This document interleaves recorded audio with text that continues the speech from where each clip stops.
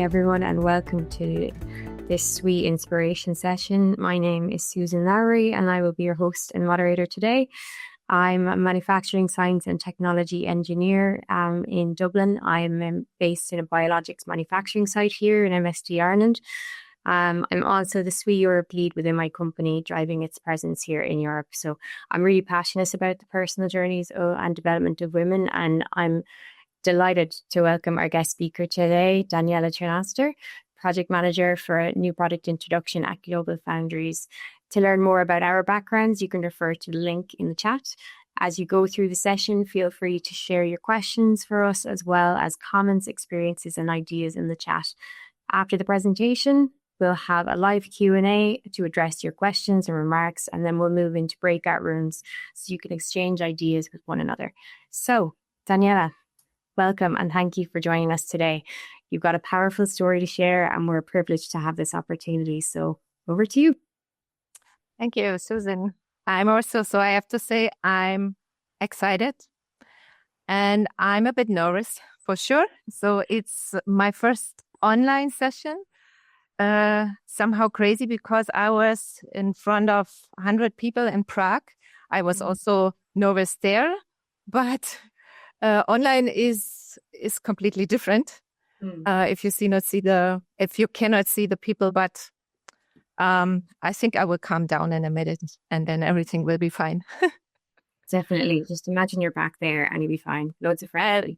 Yeah. And definitely the first thing I want to say. So thanks a lot for choosing me for this online session to get the opportunity to share my talk again with the audience. And so I was completely flashed with the feedback I got from Prague, and that it was more or less selected as one of the best sessions. So thanks a lot giving me the possibility to talk again, because as you know, and as you can see with the title I have for my talk, it's from the bottom of my heart. And this topic, so many people, at least in Germany, this seems to be a culture, are not talking about death, not talking about losing people or what comes afterwards. And so therefore, this is my biggest goal, to reach out to more people and maybe to get at the end some people being more open, just looking for bodies, talking about their people they lost and their emotions. And so, yeah, I hope I can get this out with my session. Amazing. Thank you.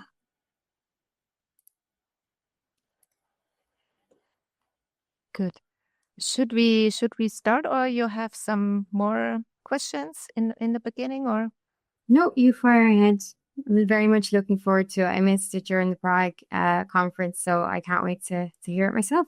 Amazing. Okay. Yeah, again, hello. Welcome everyone who joined this session.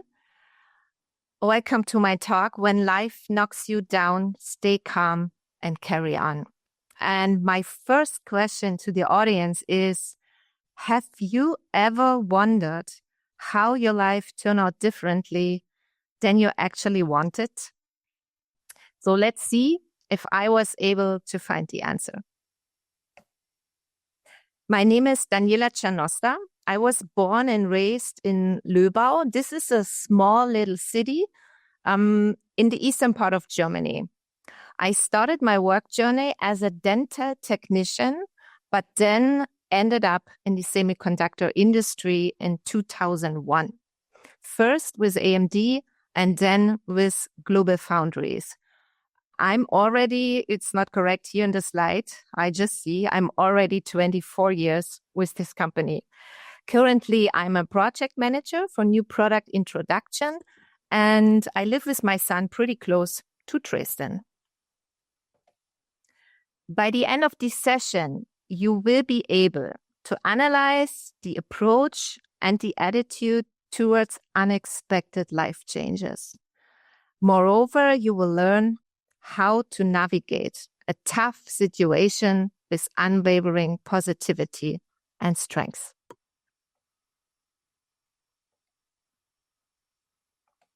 Now, in 2010, our son Kimi was born, and our lives were transformed.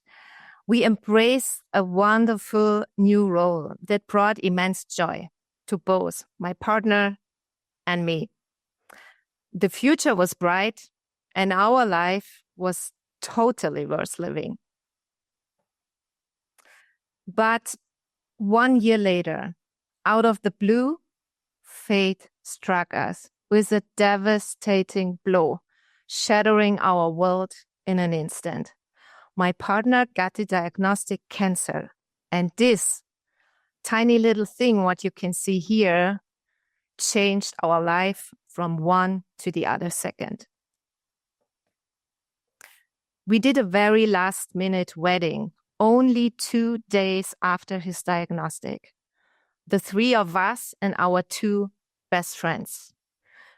Believe me, this was more emotional than you can imagine. 1 year full of hope, struggle, disappointments, fears, and therapies was following. I was nurse, I was mother, and I was single earner at the same time. But life has meant well with us. After one incredible, awful year, he was declared healthy again. And for sure, the first thing we did, we booked 1 month's vacation. So we traveled to Sri Lanka, as you can see on the left side, and then at the end spent some days in Dubai. However, after only 6 months, we were taught a worse lesson again. His whole body was full of cancer. And my husband got admitted to the palliative unit. And this picture shows both my partner and Kimi, our son, building up together his first Lego car. His constitution became very fast worse. And to be honest, even in this time, we both never talked about the possibility of losing the battle against the cancer. Finally, on 10th November in 2013, I did the 2 bravest things in my life. I made a decision for him to remain in the hospital for his final moments, and I stayed by his side until the end, until his last breath. I reached the lowest point in my life. But giving up was not an option. There was this 3-year-old boy waiting at home, having thousands of questions. Mommy, where's Daddy? Why can we not go back to the hospital? I want to build up a new car. So on one hand, I had to deal with my own loss in my heart. And on the other hand, I had to find good answers to all his deep questions. On top of this, existential fears and financial difficulties started because we were living in a house which was not belonging to us. It was belonging to his parents. And we already had invested approximately 100,000 euro in cash, but nothing was belonging to us on paper. So finally, all this together ended up in a physical and mental disaster. As I said, giving up was not an option. I started to be busy with climbing up and down. In the first months, I had many lawyer visits, and I had no idea where I will end up. But at the end, I fixed it, and I became part of the house owner. After 3 years, I was so exhausted that I decided to do an Ayurvedic treatment in Kerala, India, to restore the balance of my body and soul. I took it so serious, and I worked so hard to completely reset my own system. I started again from zero. I think whoever have done an Ayurvedic treatment knows what I mean, if you do it correctly. But this was not the only thing I did in Kerala. I began to write a biography about the life of my husband and about our time we had together. The picture in the book is the result. So my plan is to hand this over to our son when he turns 16, so 2 more years to go. There are some things mentioned in the book he should not know yet. I had this wedding dress in my wardrobe, which I was never able to wear on my own wedding party. So my friend and I, she's a photographer, we decided to do a photo shooting together to finally conclude with the wedding topic and to express all my emotions. When we talk about magic moments, this definitely was a magic moment. Turning from kindergarten to school, I was incredibly proud, especially since I was a single mom. Anyway, not everything went well. There were many mixed mode situations. I had to face the challenge of continuing the construction work on the first floor in our house. Looking at these pictures now, I must have been crazy to take on such a challenge at that moment. But we became a fantastic team with my architect and the site manager. In the beginning, I was very often desperate and burned out because after my 8 hours working day and when Kimi was in bed, I would go downstairs and clear away walls, floors, and garbage. And you can see there was a lot of this. As you can imagine, there were many, many nights when I was just sitting on the floor, screaming and crying at the same time. But when you see this result, you will know that this became another magic moment after only 7 months. And on top of this, I became a landlady. Continuing on that high path, I started again with traveling. As you can see us on the left side, this was in 2019 in Myanmar. It was the first Christmas we have ever had without family and far away. You can imagine our family was not amused about this, but I have to say at the end, this was the best decision I have made since this became the best Christmas I've had since my partner passed away. And on the right side, you see us together on safari in Kenya. Traveling is my biggest source of energy. When your me time is minimized to the lowest, you look for options and ways to get it back. I bought my own spinning bike. I started my own yoga sessions at home, and I successfully reintroduced sport into my routine. However, none of this would have been possible without the help of my family and friends. I quickly learned to accept help. After experiencing many ups and downs, I realized if you always do everything the same, nothing will change. And now it's time to show you the young gentleman. Reflecting on the past, what lessons have I learned? all difficult situations in the pictures before need courage. It needs courage to be here today in front of you with this online session to tell you my story. For Kimi, I thought I am his protector, but finally I realized he is my guide, my mentor, and my inspiration. Letting go is the key. You can look back, for sure, but you should also directly turn around and move forward again. And never, ever forget, you always have options. Go beyond your possibilities and create your own magic moments. What should I say? And that's when it hits me again.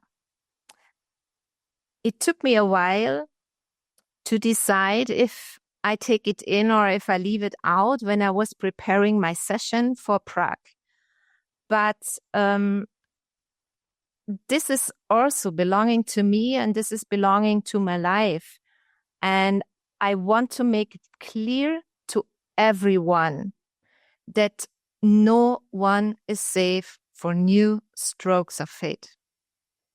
4 years ago, I still recall the moment when my sister called me, putting that sentence into my ear about her partner. Danny, Tommy has cancer. It would be too much, really too much to talk about every detail what happened. But you know what? They had only 6 months left together. And my sister became a widow as well.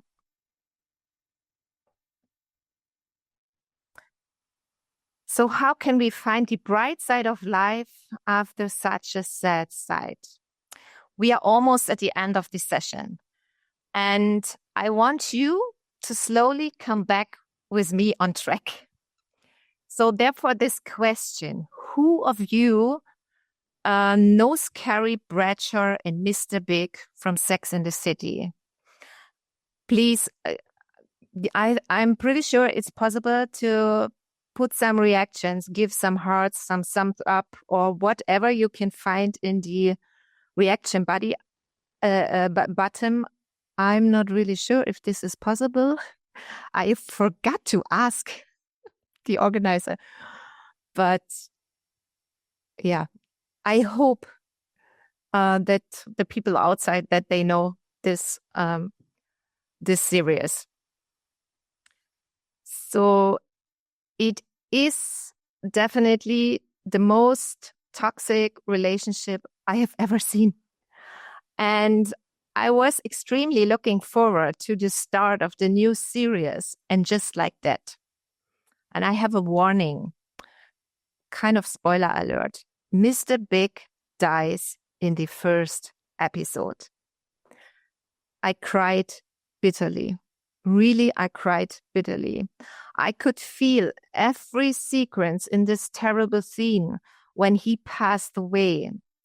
All my memories flooded back, particularly that night where I lay next to my husband as he passed away. But in the end, it's okay. I'm just saying, no matter whom you have lost, no matter, can be your sister, your brother, your mother, your father, your best friend, whoever. Even now, I'm lost. So, I lost track since. Yeah. So, no matter whom you have lost, it can happen over and over again. It can knock you down for a moment, same like as it was now for me. But believe me, your sadness, your grief never diminishes. It just gets smaller and smaller. Coming back to my question in the beginning, why did my life turn out differently than I actually wanted? There is no answer. When something bad happens, the only power in our hands is our attitude towards it. You can either become bitter or sour or negative, or you take it as a possibility to better yourself. Be in love with your life. Every day that we are here is a gift. Many of my friends often ask me, Danny, why don't you go on more dates? Look at this guy. There is no need to go on more dates. I found already the best one. Thank you.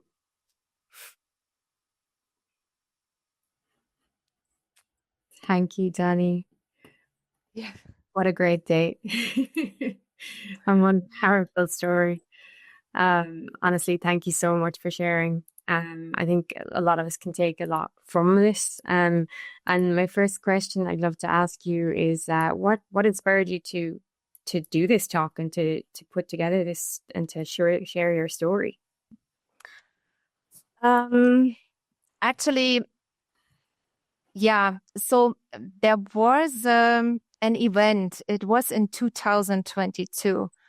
And my colleagues and some friends, we decided to join this event. It was called Women on Fire. Mm-hmm. From the lady's name is Romina Stavovi. And she organized those events, and it was in a beautiful castle, by the way, in Moritzburg, close to my city. Mm-hmm. And this event was a kind of networking event to get to know to different women from different companies. And the topic of this event was kind of what is the bravest thing you have ever done? And the setup of this session is so they have different interactions in between the attendees. And an additional thing was there was a stage and they made 3 rounds on stage with a 3 minutes talk, and people got selected randomly with the help of lottery balls. So there was we call it in German Lottofee. I don't know the English word, but it's a nice lady in front of all the people grabbing one ball out of this package and then showing the number and saying, okay, this lady needs to come on stage. And it was approximately 100 women in the room. And I'm definitely sure minimum 60% of the ladies, they thought, I will not be the one going on stage. So I'm pretty sure half of them were not prepared. Same like me. I was sitting in the crowd. And then it was the second round. First lady was on stage. It was perfect. So I thought, wow, she prepared pretty good. Second round, the lotto fee was grabbing the ball, taking the number 17. And then I looked at my sign and I said, oh, gosh, it's my number. I had 3 options. First option, I just fall from the chair and try to show the people I died suddenly. Second was to run away. And third was just grab the chance and go on stage. So I took the third one. I went on stage. I was almost to die. So you could see it with the microphone. I was shaking. I knew it's just 3 minutes, but 3 minutes, you feel like dying. And then I thought, okay, what was the bravest thing I've ever done? And then for sure, I said, okay, I take the chance. I will crash the crowd. I knew it will be hard for the crowd, but so I said, the bravest thing is that I accompanied my husband to his death. And the crowd was silence, completely silence. And, but then I motivated them. I told them you learn, you have to move on. You have to be positive. We have every one of us, we have only this one life. So, and then at the end, the crowd, they were clapping hands. I was full of, I've never been that full of adrenaline. I was there. I could not sleep the whole night afterwards. It was amazing. The feedback I got afterwards, and particularly there was one woman coming to me. She said, she lost her husband 2 years ago, and she is so happy to see me that she knows now it's getting better. There will be a better time for her. And this was the moment where I completely switched my thoughts, thinking I have to talk about this. And then a second thing, Lynn Darty, our SWE ambassador at GlobalFoundries, she had the idea to do a SWE conference in GlobalFoundries in Dresden. And so we created this event, and I applied as a speaker. So this was the first time with this story. And again, the feedback was so amazing, and that people came saying, Danny, listening to this story, it shows me that I focus on things which are not important at all.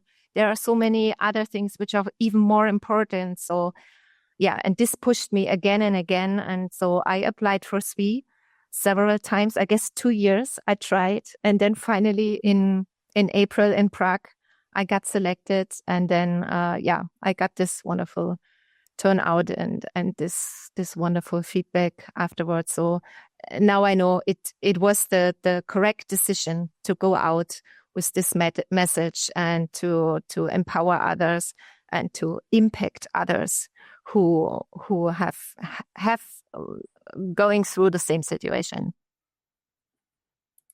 Oh, amazing. And it's just such a great story of human connection and like why people are so drawn to things like this, and like because it's so relatable like that with the Carrie Bradshaw. And those stories are so important to share because they're so relatable. That can be so cathartic for people to see that and to be able to be that then.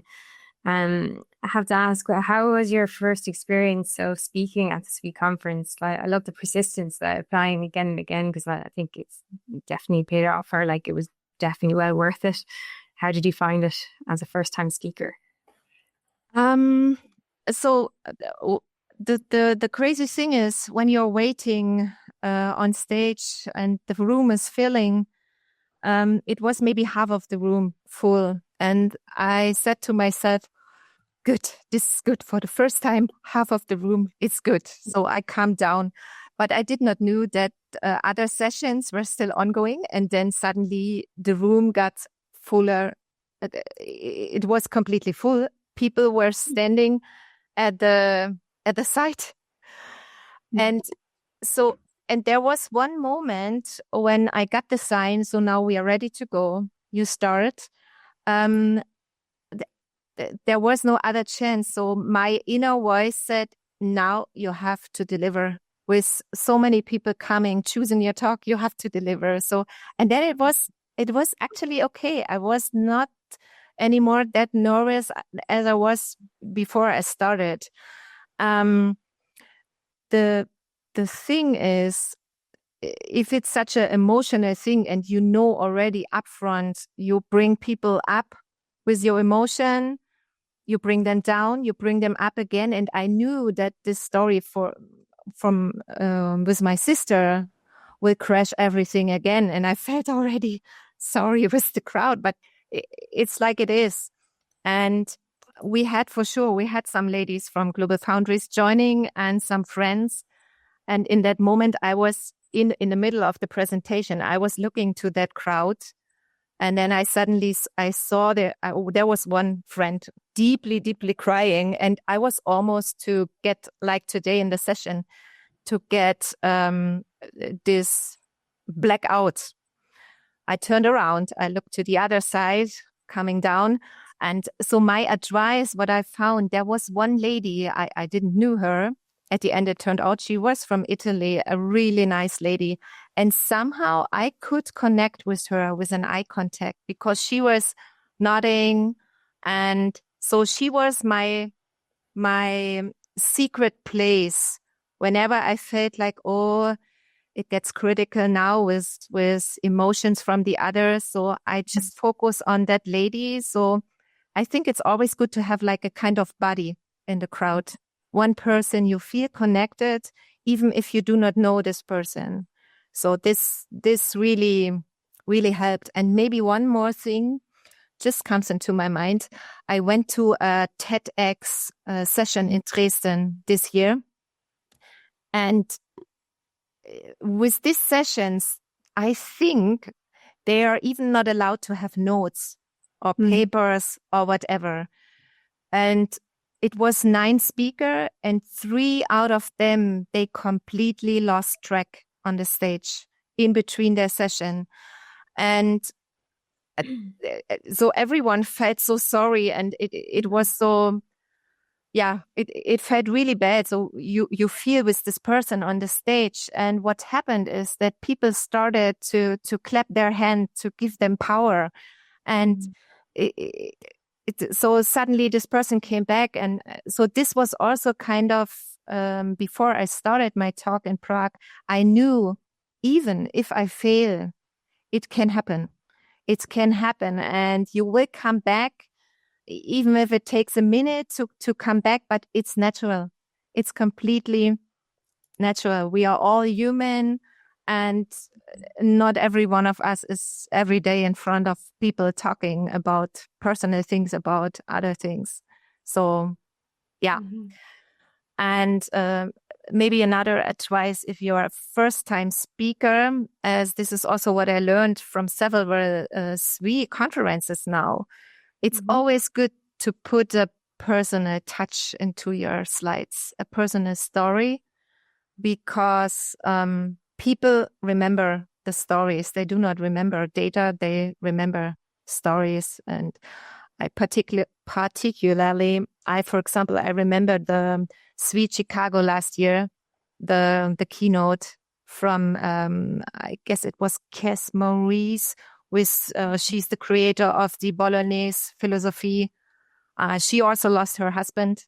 And so, yeah, those stories, they somehow they burn into your mind, and then you remember, you connect these sessions with this. So this would be also kind of advice. Yeah. Amazing. So we're going to be moving now into our kind of question and answer section. So if you do have any questions, please do feel free to pop them into the chat and I can ask them. So I'll get started with one I have myself. Do you have any role models that have helped build this strength and resilience that you've shown today? Or do you feel like it's just a case of I had to, so I did? Or is there kind of these strong people in your life that you think of and well, if they can do it, so can I? Is there anybody that you think of in that way? No, I think I never had a role model. No, I was just, so from every challenge I had, I was just growing more and more. So maybe I became my own role model to always get reminded, go ahead and help others to also come out of this situation. Yeah, that's great. You're your own role model. That's good. I can see why. And does the resilience you have now help you with other situations in your life, like in your professional life? Obviously the things you've spoken about are extremely personal. But you find that kind of resilience in that actually helps in professional challenges or other aspects of your life as well? I definitely got stronger and more confident in the last year, definitely. So this for sure helps when I have to talk in front of others at work, or if I have to present something. So yeah, this directly comes into my mind with this question. Yeah. Yeah. Okay. Just checking out chat if we have any questions from people signing in. Perfect. think we don't have any questions just yet, so we may just move directly into the breakout rooms in that case. There's one. Is there one coming from Marie? Here, often my mind goes, oh, it was going to let me also open the chat. How can I boost myself up and step forward? Do you have any recommendations for Cindy too? Can I boost myself? I think what's very important, you should have a positive mindset. And remind yourself every day, we all have only one life. It's just so, and as I said, be in love with your life. So we all get again and again strokes of fate or bad situations or bad days. But if we do not focus on the positive, we will stay in the negative. And if we stay in the negative, it gets more and more negative. Try to boost yourself with the positive thinking. I know it's sometimes you feel like, it's just a wording and people are saying, but it's not easy. Yes, it's not easy. But if you start to live this, it works. So it works. And it makes no sense to stay in this bad vibes, in this negative. You will not come out. So take every possibility and take your courage and do it step by step, just step by step. You do not need to be directly on the positive side again if something bad happens. But just do it step by step, and also take help of others. This is also important. So people offer help, and then usually we say, "No, I can do it by myself." But it is really important. Yeah, that's good. Thank you for the question, Franziska. I agree. Mindset is everything. I mean, your mind can make it better for you, or it can make it a lot worse. And so, if you're able to have a positive mindset, it helps a lot. And taking it step by step. We have another question there. So, Aita, she said, "I'm wondering about your approach to telling what's happening to your son. I know we are trying to protect our kids, but would you advise to tell the truth, even if it's the worst?" I would say it depends on the age.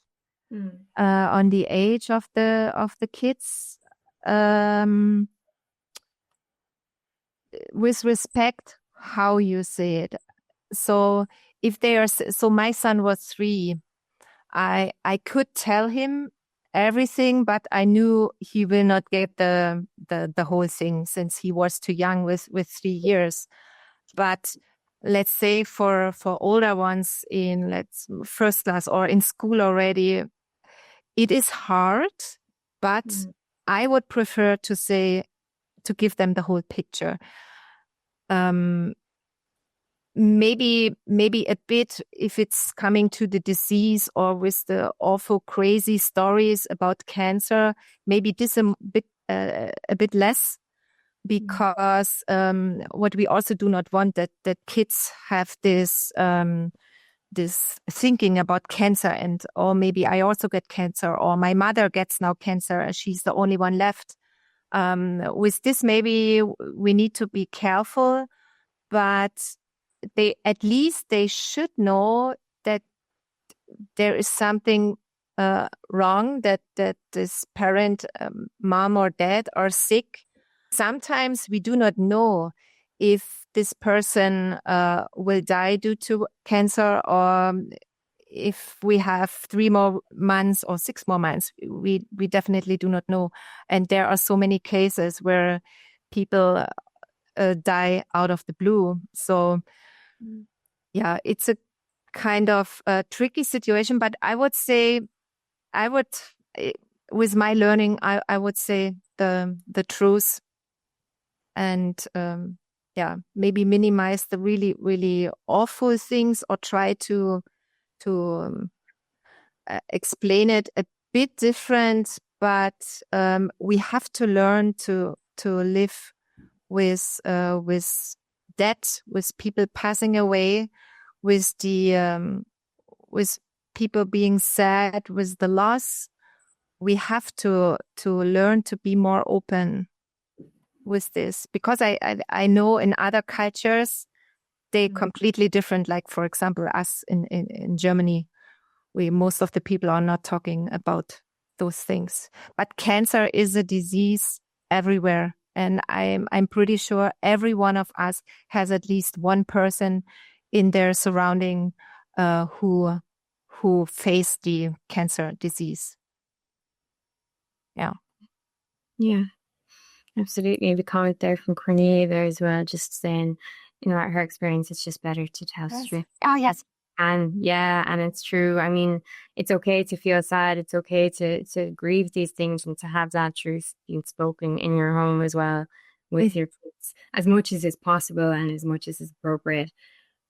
Yeah, definitely. This I also had to learn that kids know more than we expect. And I was growing up also not to show my feelings and my thoughts, and when I'm sad. So for me, it was even more worse so for sure, when I started to cry, I directly started to stop it, because I was growing up like this. And now I can see from time to time, even my son, when we remember, for example, my brother-in-law, when it's the day when he passed away, and then I start to cry, and then I suddenly try to stop it. And my son is already the same. And then I remind myself, no, he has to cry. And then I have to tell him, cry, let it out. And I have to be the same. But for me, I was growing up like this. But I need to tell him to get rid of the emotions, let it out, cry. Whenever you need to cry, then cry. So with this, I have to become a better role model for him, definitely. But at least I realize this, and I know this is because I was growing up like this. But this is something I'm working on, to also let my emotions fly when they come. Yeah, absolutely. It's a journey. It's okay. So I just want to say thank you again, Danny, and thanks everyone for You're joining. welcome. We're going to transition now into breakout rooms. But before we do, there'll be a link in the chat shortly for a survey for this session. So please do complete this so we gather your feedback and ideas. So now, everyone, you have heard a lot from us. It's time for you to share your own experiences as we move into the breakout rooms, where we'd love you to quickly introduce yourself with just your name and where you work, and then discuss one or both of these questions. So first question is, how do you deal with challenging personal situations where you are from and where you are based? Because every culture is different and everybody grows up differently. And is it something you share openly, or is it something that you typically keep private, those kind of personal struggles? And then second question is, what has helped you to cope with and get through challenging times in your own life? And is there any tips and tricks that you can share? So just to say, these are informal conversations. They're not being recorded. So you'll get a prompt to enter a room. So you just need to click OK. And that's really it. So we'll open up the breakout rooms in just a moment and have some great conversations. Hello, everyone, and welcome back. I hope you had some nice conversations in the breakout rooms. Feel free to share your some of your key takeaways with us and the rest of the chat. And before you wrap up, we'll recite everyone, and remember to fill in the survey using the link in the chat. And also, if you'd like to learn more about the community of women engineers in Europe, and you can do so from the website, and you can also check it out on LinkedIn as well for more information and postings about different events that we run in the future. So thank you very much for your time. Thank you so much.